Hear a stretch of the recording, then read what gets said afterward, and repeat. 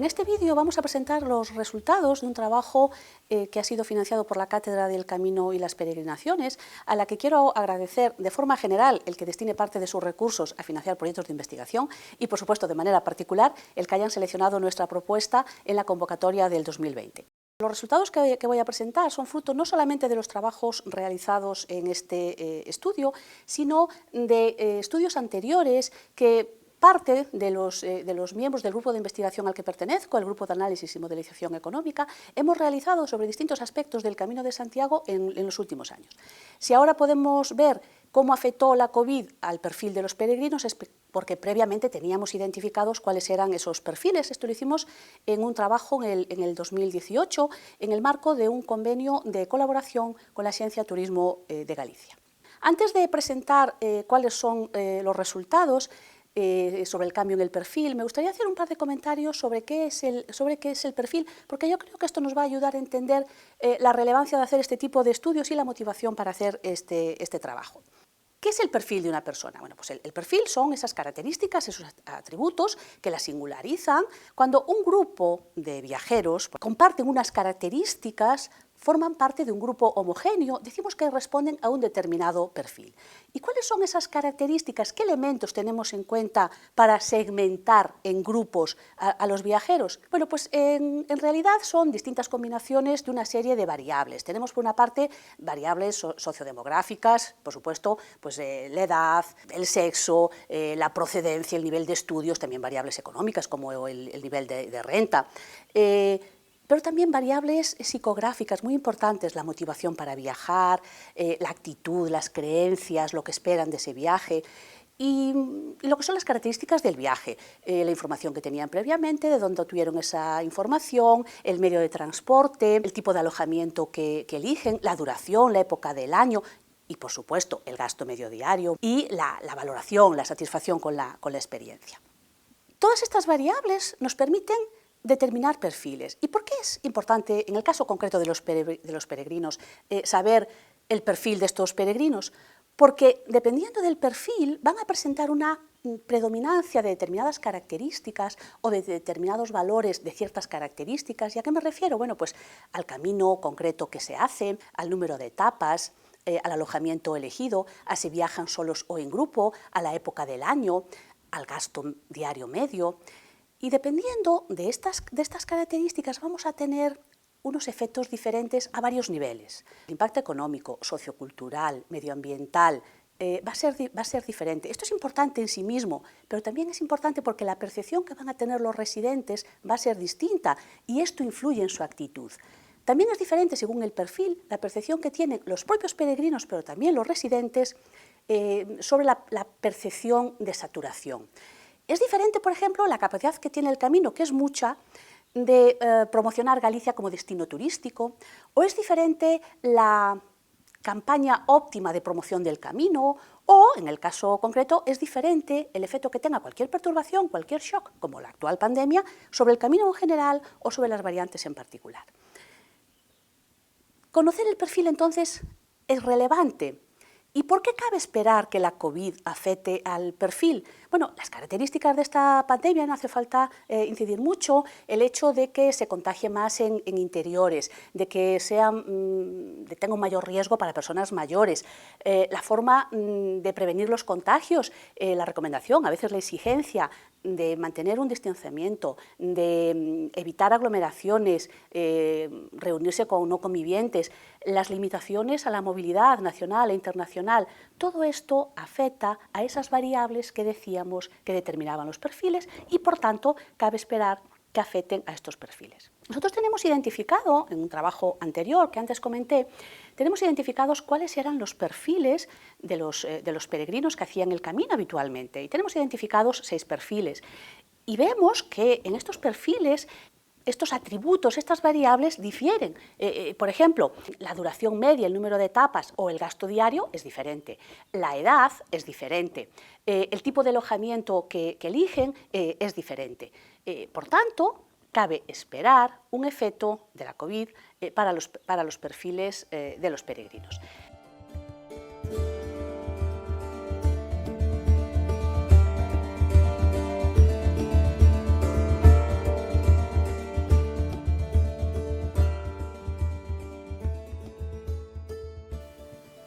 Bueno, pues todos estos aspectos son los que se estudian en este trabajo y que de alguna manera podemos sintetizar en lo que son los objetivos del estudio.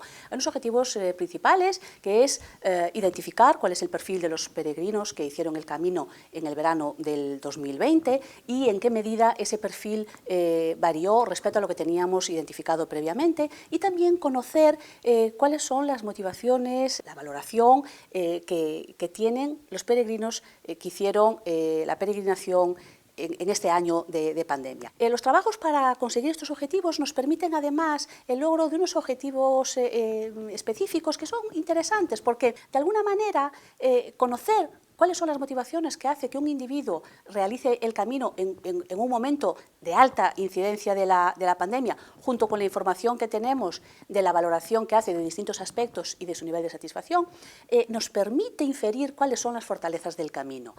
Al mismo tiempo, también podemos identificar cuáles son las dificultades, los aspectos negativos, que nos permitirá ver si tenemos nuevas debilidades en el camino, y la valoración que haga de las medidas que se han adoptado y de la seguridad y de la información respecto a la pandemia nos permitirá también ver qué aspectos hay que mejorar o qué aspectos hay que potenciar para una recuperación de la peregrinación en esta época COVID o en la época post-COVID. Para conseguir estos objetivos, lo que hacemos es estudiamos el perfil, lo comparamos con el que teníamos identificado y vemos los cambios. ¿Y cómo lo hacemos? ¿Cuál es la metodología? ¿Cómo analizamos los perfiles? Evidentemente, como he comentado antes, si lo que necesitamos es tener información sobre muchas variables, sobre muchas características de los peregrinos, la manera de obtenerla es preguntárselo. Los datos primarios para el análisis se obtienen a partir de una encuesta de motivación, valoración y satisfacción que se hizo a los peregrinos entre agosto y octubre del 2020. Se hicieron 281 encuestas a los peregrinos que llegan por los distintos caminos a Santiago.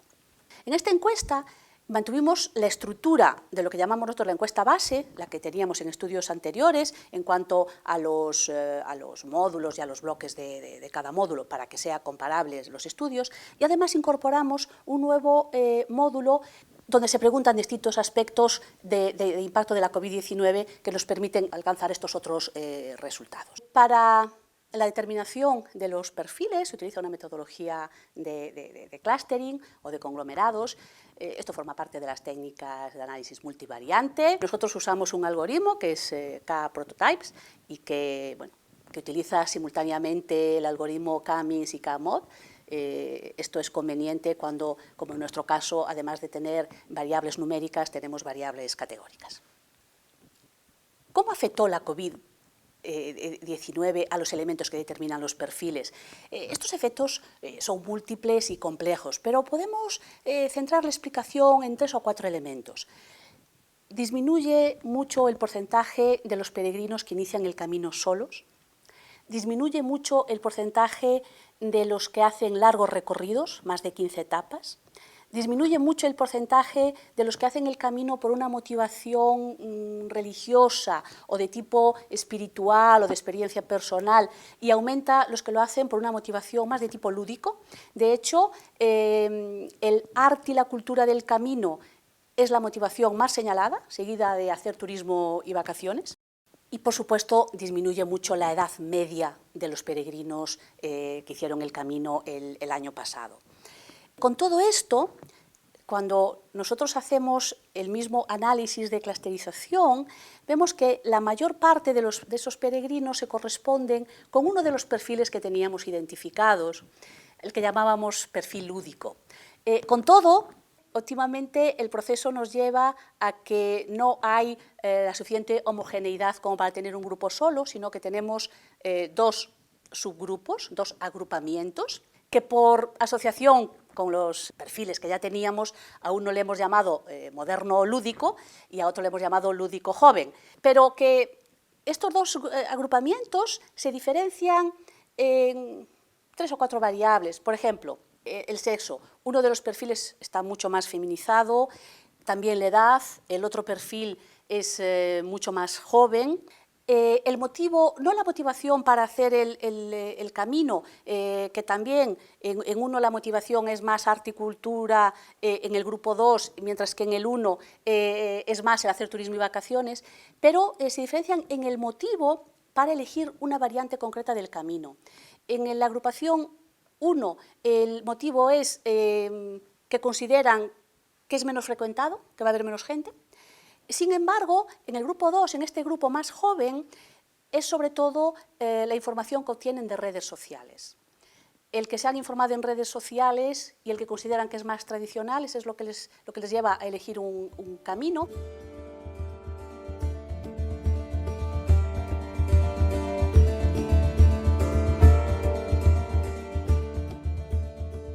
¿Qué podemos concluir?